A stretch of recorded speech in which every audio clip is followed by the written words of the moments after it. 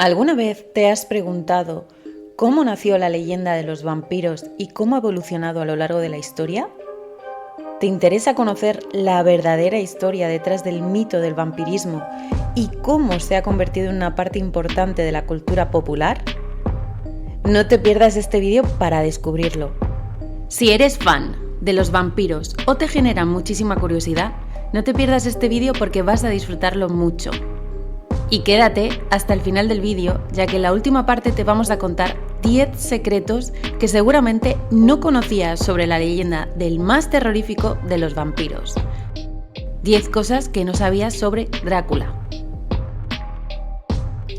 Durante los siglos XVIII y XIX, Europa estuvo atemorizada por una plaga de vampirismo que dejó un rastro de terror y misterio. Aunque esta creencia en vampiros era común en la cultura popular, la verdadera magnitud de la epidemia de vampirismo solo se hizo evidente en las décadas finales del siglo XVIII.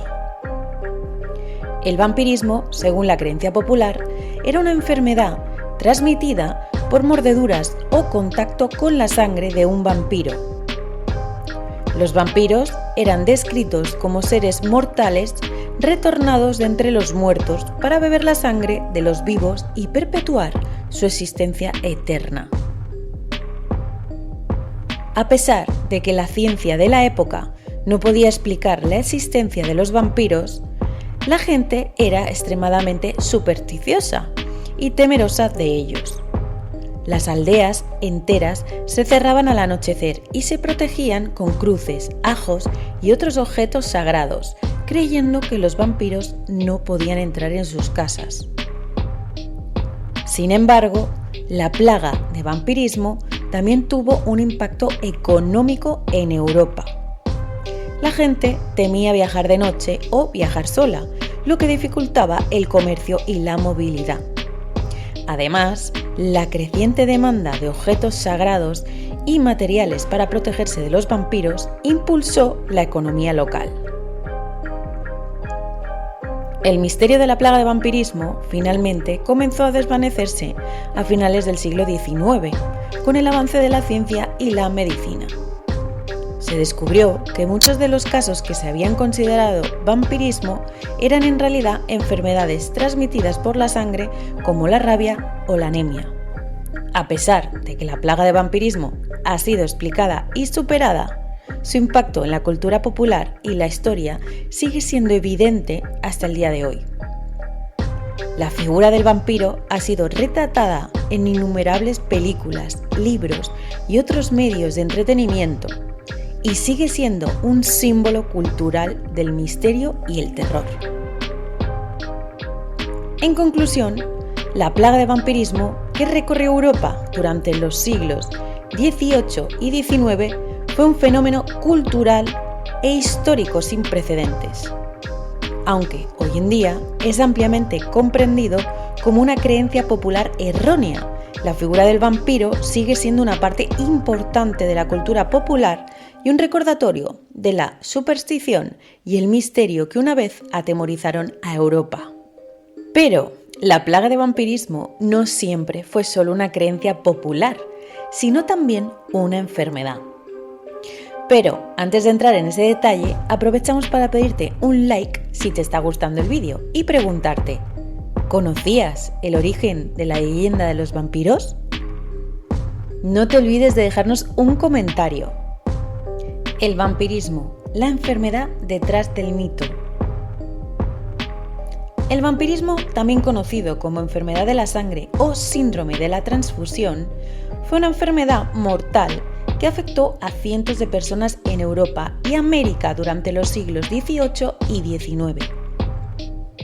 La enfermedad fue causada por un virus desconocido que se transmitía a través de la sangre y se caracterizaba por la insuficiencia de los órganos vitales y la anemia.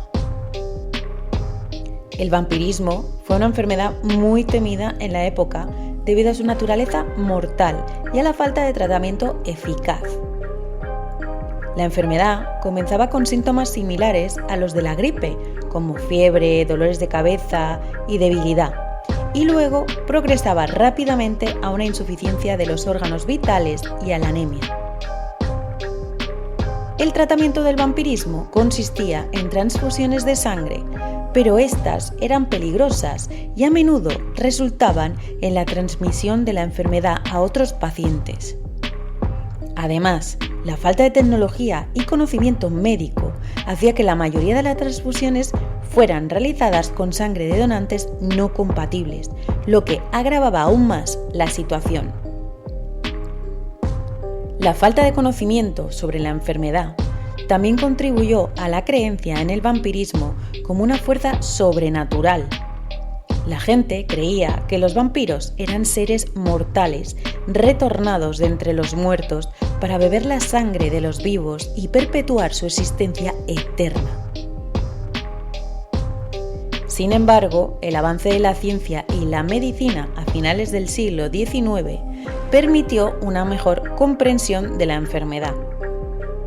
Se descubrió que el vampirismo era causado por un virus y se desarrollaron tratamientos más efectivos, como la transfusión de sangre compatible y la administración de medicamentos específicos. A pesar de estos avances, el vampirismo sigue siendo una enfermedad mortal y continúa afectando a personas en todo el mundo. La falta de acceso a tecnología y tratamientos modernos en algunas partes del mundo todavía hace que la enfermedad sea una amenaza para la salud pública. En conclusión, el vampirismo es una enfermedad mortal que afectó a cientos de personas en Europa. Vampiros, la leyenda de los muertos vivientes y los Strigoi. El origen de los vampiros. Una de las primeras evidencias de que un muerto se había convertido en vampiro era la incorruptibilidad del cadáver. La conservación de un cuerpo incorrupto se produce por dos fenómenos bien conocidos: la momificación, que tiene lugar en un medio seco y caluroso, y la saponificación, que sucede cuando el cadáver se encuentra en un medio frío y húmedo, común en la Europa central y oriental. Durante el proceso de saponificación, los ácidos grasos se convierten en un compuesto céreo similar al jabón que recubre el cadáver y evita la putrefacción. Un cuerpo en este estado no tiene la blandura del cuerpo humano vivo, pero sí una relativa flexibilidad. Así, los cadáveres descritos en los tratados vampíricos estaban muy probablemente saponificados. Otra marca que permitía identificar a un vampiro eran las manchas de sangre que presentaban ciertos cadáveres al ser desenterrados. El padre Calmet, autor de la obra El Tratado sobre los vampiros, lo relataba así: chupan la sangre en tan gran abundancia que a veces les sale por la boca, por la nariz y hasta por las orejas. Y otras veces el cadáver nada en la sangre que lleva por completo su ataúd. Y se los encuentra todavía con signos de vida, la sangre líquida. Cuando sus ataúdes eran abiertos, los encontraban tumbados en charcos de sangre, porque los vampiros se atracaban hasta el punto de no poder retener toda la sangre que habían consumido. El tiempo durante el cual la sangre de un cadáver permanece fluida depende sobre todo de las condiciones ambientales en las que éste se conserve. En condiciones ideales, con temperatura fría, la sangre puede permanecer así 3 o 4 días, incluso más.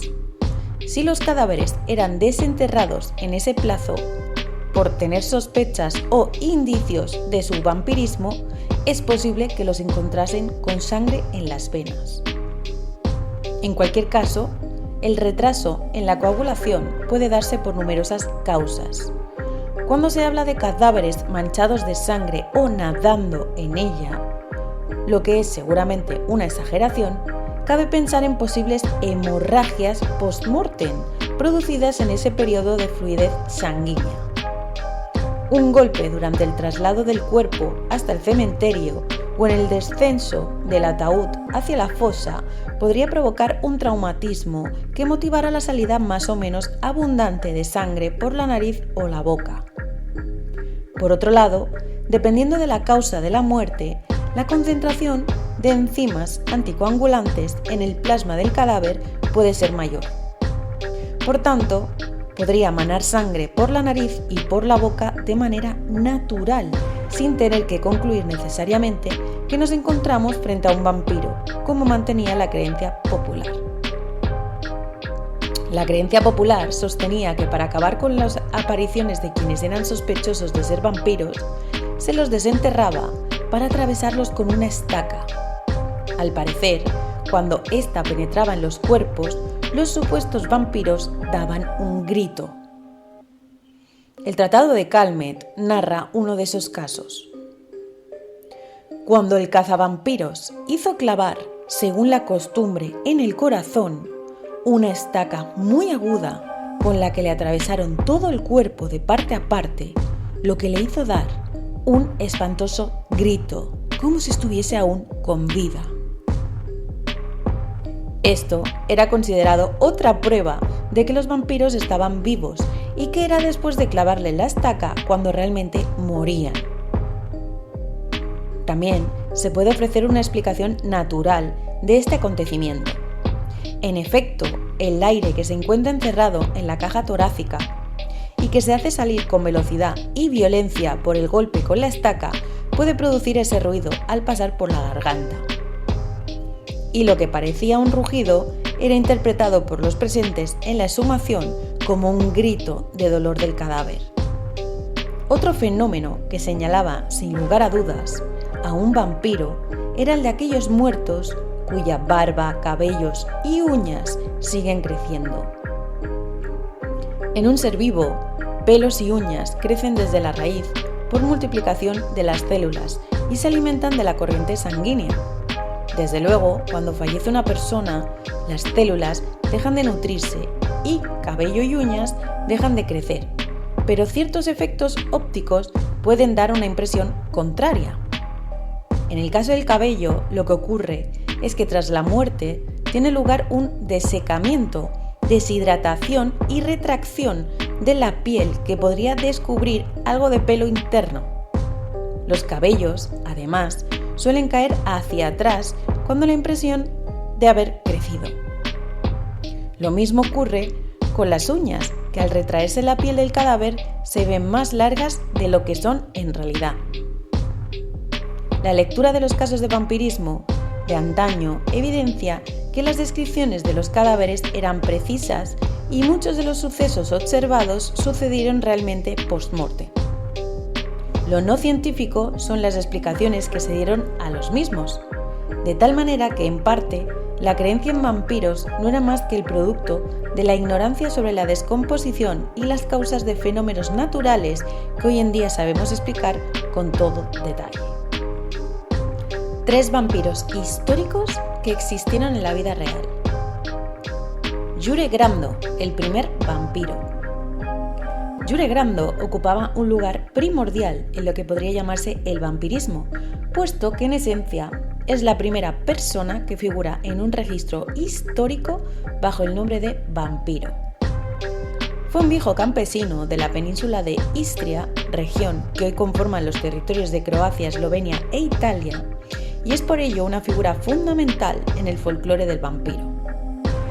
Si bien no se sabe la fecha de su nacimiento, Jure Grando habría fallecido en el año 1656, pero no realmente hasta 1672 o no sin antes haber aterrorizado a los pobladores de la región durante unos 16 años. En los documentos, los locales le llamaban el Strigoi, lo cual se traduce como el vampiro, y según allí se dice, los pobladores eran acosados durante la noche, cuando este hombre recorría el pueblo golpeando la puerta de sus hogares, aún después de muerto. Al día siguiente, un miembro de la familia que había recibido los golpes de Grando en su puerta amanecía muerto. Los pueblerinos, hartos de la situación, decidieron enfrentar a este hombre en compañía del sacerdote del lugar. De acuerdo a lo que se menciona en los documentos, luego de profanar la tumba de Grando y en el nombre de Dios expulsar al Estrigoi, numerosas lágrimas brotaron de los ojos del cadáver, el cual se quitó del sepulcro y fue decapitado. Hoy, este lugar tiene un gran valor antropológico, histórico, cultural y, por supuesto, turístico. Elizabeth Bathory, la condesa sangrienta.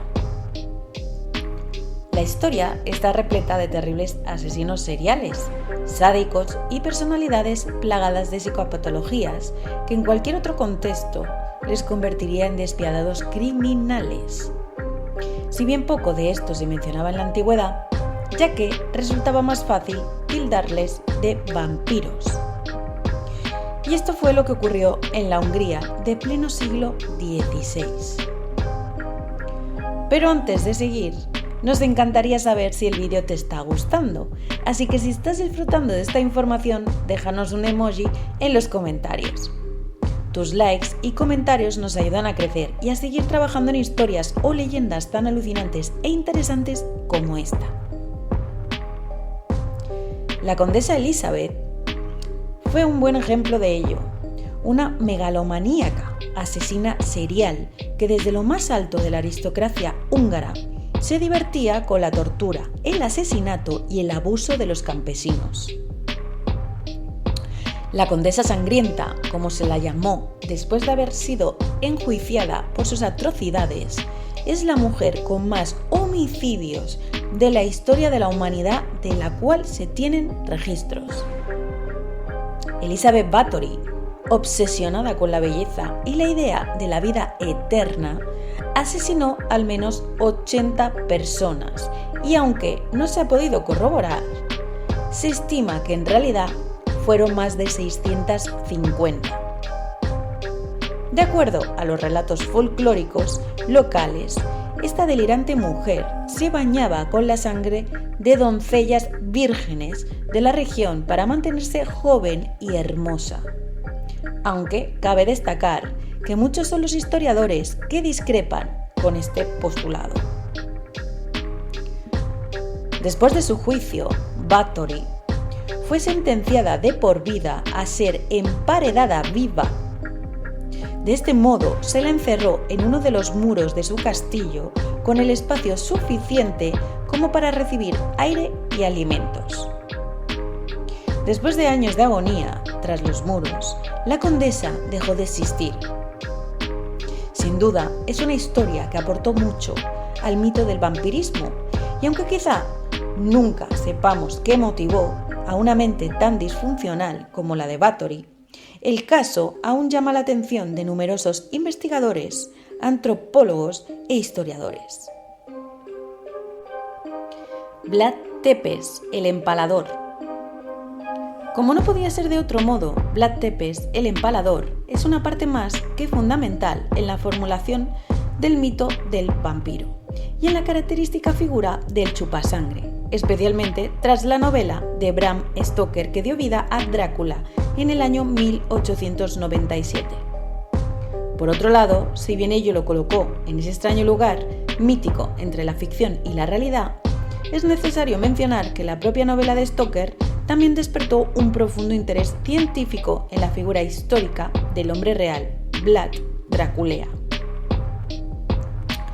Vlad Draculea, más conocido como Vlad Tepes y mejor aún como Vlad el Empalador, fue un príncipe de la región de Valaquia, Rumanía, entre los años 1456 y 1462, de un enorme valor histórico y cultural para Rumanía. Este hombre de guerra fue un estratega como ninguno, además de un desequilibrado y brutal asesino. Si bien se convirtió al catolicismo, Vlad fue un ferviente ortodoxo, perteneciente a la llamada Orden del Dragón, que defendió su tierra de la inmensa y sangrienta expansión otomana que luchó por liberar Rumanía del poderío alemán, húngaro y turco. Pero su historia fue realmente dura. Vlad se convirtió en una figura muy llamativa debido a su inmensa crueldad, sobre todo al momento de castigar a todo aquel que se opusiera a sus mandatos o, peor aún, le traicionara. El castigo que le dio su nombre consistía en colocar un palo en el recto de sus enemigos, que luego agonizaba a una altura de unos 3,5 metros durante días. Esto resultó en una de las primeras formas de guerra psicológica que se conocen, ya que cuando las líneas enemigas llegaban a los sombríos bosques y montañas de Valaquia, se encontraban con centenares de hombres desnudos y ensangrentados agonizando de esta manera. Claro que esto no fue todo. Durante su apogeo, Tepes se encargó de empalar, incinerar, diseccionar, desmembrar y desangrar a un sinnúmero de enemigos que desperdigó por la región. Estos siempre eran utilizados para provocar el miedo de los invasores, que frente a semejantes paisajes dejaban las montañas tan pronto como podían. Con semejante panorama, la figura de Vlad Tepes no tardó en ocupar un lugar supremo dentro del mito de los vampiros, mencionado en numerosos relatos germánicos como un ser abominable que, entre otras cosas, chupaba la sangre de sus enemigos. Y siendo Drácula el vampiro por excelencia, desde los Supertops hemos pensado en traerte 10 curiosidades que seguramente no sabías sobre la leyenda de Drácula. Así que sigue disfrutando de este vídeo para no perdértelas. El verdadero Drácula. El conde Drácula puede ser uno de esos personajes ficticios que hace que se te pongan los pelos de punta, al igual que su homónimo histórico Vlad III, conocido en su apogeo como Drácula o Draculea en rumano antiguo. Vlad III era un príncipe medieval con una sed figurativa de sangre. Apodado como Vlad el Empalador, este príncipe tenía una inclinación extrema por castigar brutalmente a sus enemigos. Imagina pasar tus agitados años de adolescencia como un rehén político cuyo destino depende de las acciones de tu padre, gobernante de una región asolada por la guerra. Así es como fue la adolescencia de Vlad III. En 1442, Vlad y su hermano menor, Radu, fueron entregados al sultán Murad II, entonces gobernante del Imperio Otomano.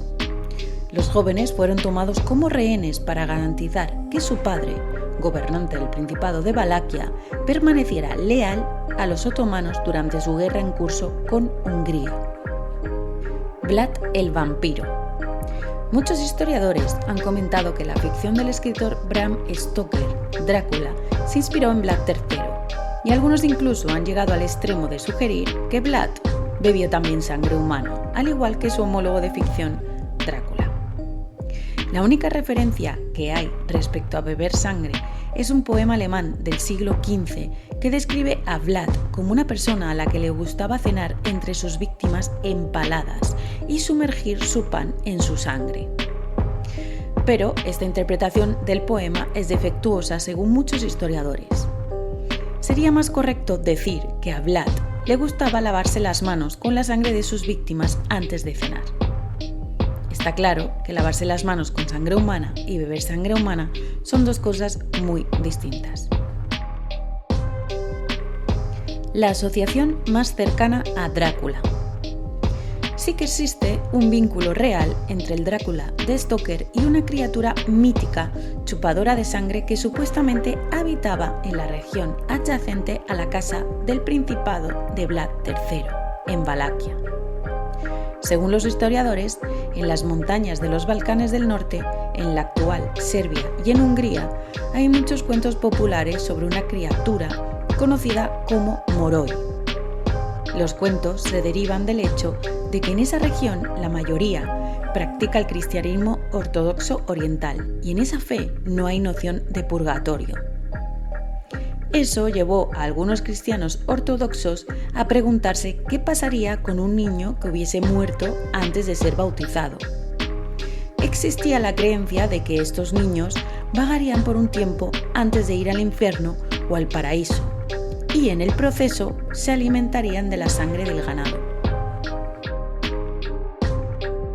¿Por qué el nombre de Vlad Tepes? El nombre Tepes es una traducción al rumano para empalador. Fue un título que se le dio póstumamente, no en vida. Como hemos visto, se ganó este nombre al empalar a sus enemigos a través del torso, con grandes estacas, y erigiendo estas estacas en el suelo. El empalamiento se realizaba vertical u horizontalmente a través del núcleo del cuerpo. Según los historiadores, combinar todas sus atrocidades darían aproximadamente 100.000 muertos, en su mayoría turcos. El segundo reinado de Vlad como príncipe de Valaquia duró 6 años. Durante este tiempo, fortaleció la economía agrícola y la militar. Castigó sin piedad a los ladrones y delincuentes en un esfuerzo por restablecer el orden en la población. Sin embargo, también construyó nuevas aldeas y ayudó a los comerciantes locales a limitar el comercio exterior. Su muerte. Vlad Tepes fue asesinado en una batalla cerca de Bucarest, poco después de regresar a la conquista de Valaquia en 1476. Los turcos se llevaron la cabeza a Constantinopla como trofeo. Algunos rumores sugieren que fue traicionado y asesinado por los nobles. Vida sentimental. Vlad se casó 2 veces durante su vida. La identidad de su primera esposa es desconocida, aunque pudo haber sido una mujer noble de Transilvania. Dio a luz a su hijo y heredero, Mingea Cel Rau. Se casó por segunda vez, después de su periodo de encarcelamiento en Hungría. Fue con Jona Szilágyi, que era hija de un noble húngaro, y le dio 2 hijos, pero ninguno de ellos se convirtió en gobernante. ¿Un líder monstruoso? Pese a sus actos terribles, Vlad Tepes, el empalador, es venerado en Rumanía como un héroe nacional y en Bulgaria por defender a la población contra el gobierno otomano. En Turquía y Europa occidental se le considera como un líder monstruoso y vil que disfrutó gratuitamente de la dolorosa ejecución de sus enemigos. Esto se debe principalmente a los adornos populares de su sadismo en las historias alemanas. Las fuentes rusas describen sus hechos como justificados, aunque la autoría puede atribuirse a los estudiosos rumanos. La fama. Drácula disfrutó de una enorme popularidad durante la segunda mitad del siglo XX. Se realizaron más de 200 películas con el conde Drácula como protagonista, más que cualquier otra figura histórica, directa o indirectamente. Una copa de oro. Parece que Vlad Tepes gustaba de los experimentos sociales, pues llevó a cabo varios. Uno de ellos fue el de la copa de oro. Para demostrar cuánto le temían sus ciudadanos, colocó una copa de oro en medio de la plaza del pueblo, en Targovista. Permitía que los ciudadanos bebieran de ella, pero la copa de oro tenía que permanecer en su sitio en todo momento. Nadie podía robarla. Sorprendentemente, durante todo su reinado, jamás nadie tocó la copa de oro, a pesar de que la ciudad estaba habitada por 60.000 ciudadanos, la mayoría de ellos viviendo en una pobreza muy extrema. Incluso tras su muerte, la copa siguió durante un largo periodo en la fuente debido al temor que había infundido el Drácula histórico en los habitantes. La muerte de Vlad III. Vlad Tepes falleció en diciembre de 1476 a los 45 años de edad, tras ser decapitado por sus propios soldados que le confundieron con el enemigo. Se desconoce el lugar de su sepulcro, pero podría ser el monasterio de Snagov de Rumanía.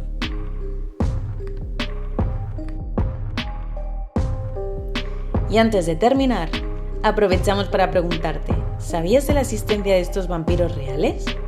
¿Crees que el vampirismo sigue existiendo a día de hoy? Te esperamos en nuestra próxima aventura.